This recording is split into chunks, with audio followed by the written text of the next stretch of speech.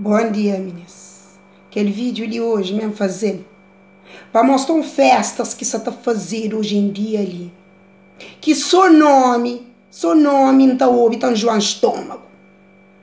Seu nome tá João Estômago. Chá de bebê. Meninas. A mim canto ouve aquele nome ali, primeira vez. Me pensa. Me para ferver bebê para alguém para beber. Ou se não pensa, me aquele água que bebê está dentro da barriga, que é o que nasce, que é para pôr na copa para alguém para beber. Meninas, hoje em São Francisco, nós troca nome. Nós troca nome, para aquele nome lá que está bonito. Bebê nada capire. Nós capô de pôr aquele festa lá, nome chá de bebê.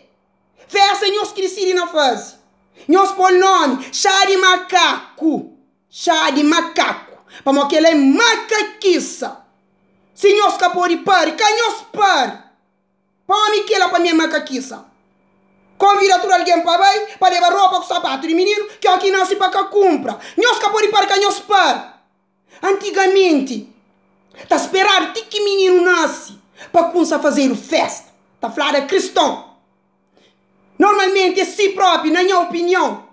Deixa o menino nasce. Espera hoje. Se aquele menino nasce com vida, com saúde. Que nasce manco, que nasce cego. Lá está aquela felicidade para fazer aquela festa. Para morrer você feliz, o filho nasce direito. Tá fazendo festa antes do menino nasce. Que nunca sabe nem morre que você nasce. Meninas que ele para mim liviandade.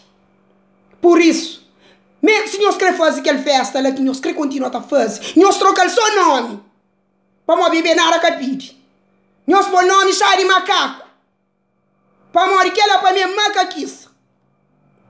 Devagar no mundo.